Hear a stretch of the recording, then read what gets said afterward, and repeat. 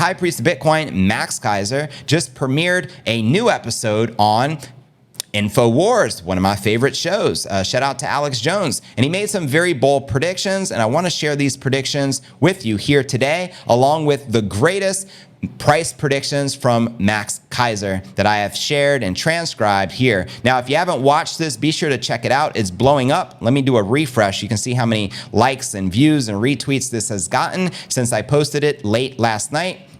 And holy moly, don't know why it just refreshed with Cynthia Lummis, but what are you doing? Here we go. Back to it right here. This is the interview. I posted the whole one in full. I even removed the commercials for you. There's 48,000 views already, 400 likes, 134 retweets. This thing will probably get over 100,000 views before the end of the day. But I posted new Max Keiser on InfoWars with Gerald Celente, 3 nations in Latin America to make Bitcoin legal tender in early 2024. Now for some of the highlights from this brand new interview. I know I posted them here. He does say, my calculations are for every dollar moved into gold, you're going to see a $20 to $30 move into Bitcoin. That's because the host asked him, you know what I mean? He says, I'm bullish on gold and Bitcoin. And Max said, well, here's ultimately the reason I am more bullish on Bitcoin, because Bitcoin is going to move up $20 to $30 for every move that gold makes up of just $1. And I think Max makes a great point and a great argument there, because gold is clearly manipulated with the rest of the precious metal markets, hence why it never gets so far past $2,000 and has been stuck at this price point for the past decade. He also says the template that was established in El Salvador was replicated to a large degree by Javier Milei in Argentina, and he won the election. Now other countries in the region, certainly in Central America, are going to start mimicking this. We see it also in Europe and Asia and all around the world, including in Africa, fam. Politicians are figuring out that Bitcoin is an election winner, so they are going to gravitate towards having a Bitcoin-centric policy. Preach. This is great because Bitcoin is on track to become the world's reserve currency, displacing the dollar, so the world will run on a Bitcoin standard, which means there is hope, because a world on a Bitcoin standard is fantastic. One of the attributes of Bitcoin is it monetizes peace and demonetizes war, because it is unconfiscatable. And he makes a great point. I also think here with the United States government, this is also going to be a big election factor, as well as many of the candidates are pro-Bitcoin, anti-CBDC. And I think that's what the people are demanding, and we should give the people what they want. But what's your thoughts, crypto fam? Here's some more predictions coming from Max's own tweet. I am hearing 3 more countries in the region are going to make Bitcoin legal tender early 2024. So let me know, which countries do you think are likely to make Bitcoin legal tender? Here are my guesses. I'm going to go with Argentina, clearly, now that they have a pro-presidential, you know what I mean, a pro-president. And then I'm also going to go with Mexico, because I know Samson Mao has been making big moves out there, talking with their governments and politicians. We also have Ricardo Salinas, which is the 3rd richest man in Mexico. He has most of his portfolio in Bitcoin. And for a third country, I'm going to guess, as far as a Latin American nation, I want you guys to guess. Let me know which nation you feel will likely adopt Bitcoin as the legal tender next in the comments right down below. Now for some more predictions from the one and only high priest of Bitcoin, Max Keiser. He says Bitcoin will eat into global finance until it's $1 million per coin. Send it and let's freaking go. Some more Max predictions. He says Bitcoin will be gold by 100x. The altcoins will get shut down and go to zero. El Salvador will be debt-free by 2030, and this growth will be powered by the rise of Bitcoin to $1 million per coin. It is a mathematical certainty. He also says by 2030, the market cap of Volcano Energy and the GDP of El Salvador will both reach $50 billion as we expand geothermal mining, and the price of Bitcoin skyrockets to $1 million per coin. Again, it's a mathematical certainty.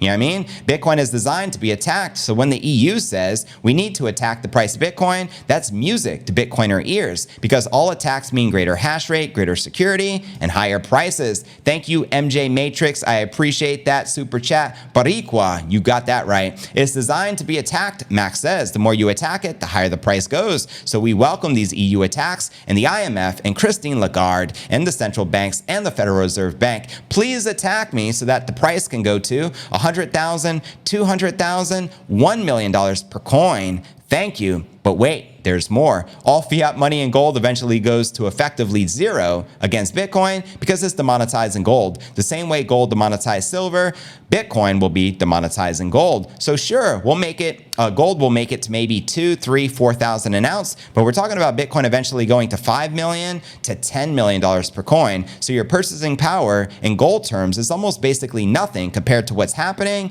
in Bitcoin. Preach, but wait. There is more. With Bitcoin, it's kind of the end of price discovery because everything will be priced in Bitcoin eventually. Everything goes to zero against Bitcoin. Preach. And for someone like myself who has been following this for 40 years, finance markets, technology, Bitcoin is the holy grail. It is the end all. I would say my compatriot in all of this is the one and only Michael Saylor. When you hear Saylor talk, he talks about the aesthetics of Bitcoin, the beauty of Bitcoin, and he speaks about it in a way I think carries the torch from the Max and Stacy from 2011.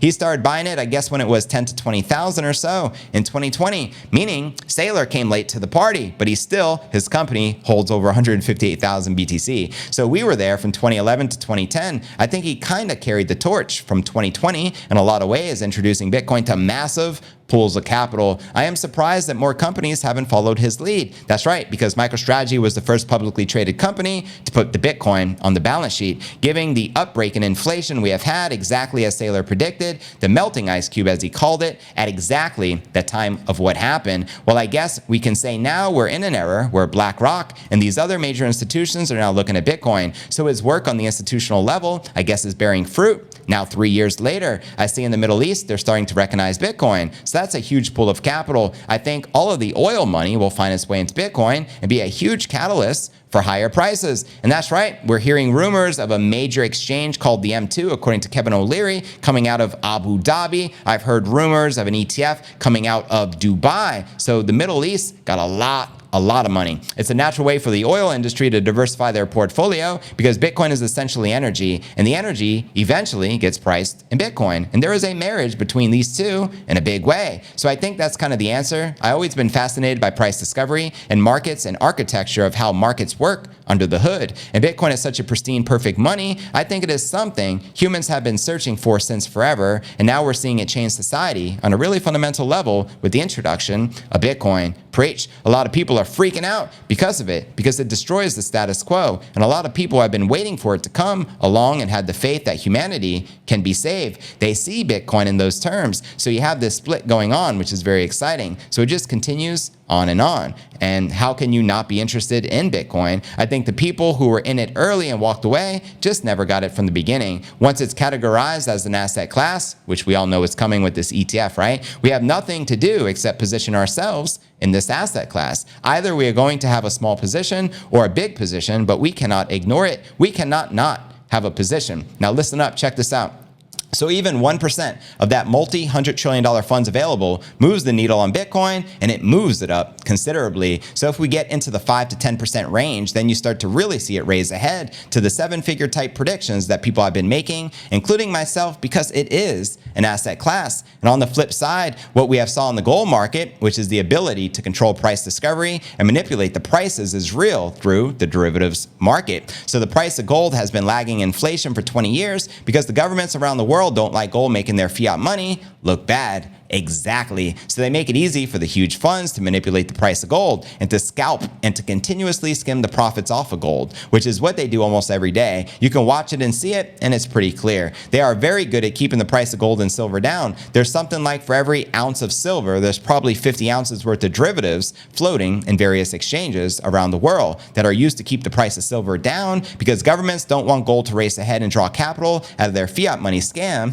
and into gold. And with Bitcoin, we have the ability to pull our private keys, which is not really available with gold. Technically, people can take delivery of gold on these exchanges, but there has never been an organized attempt to do so. So there you have it. Then he goes on to talk about crashing JP Morgan with his buy gold and silver campaign, but we all know that they just manipulate the markets, they get a slap on the wrist, they pay the fine, and the game continues to be played.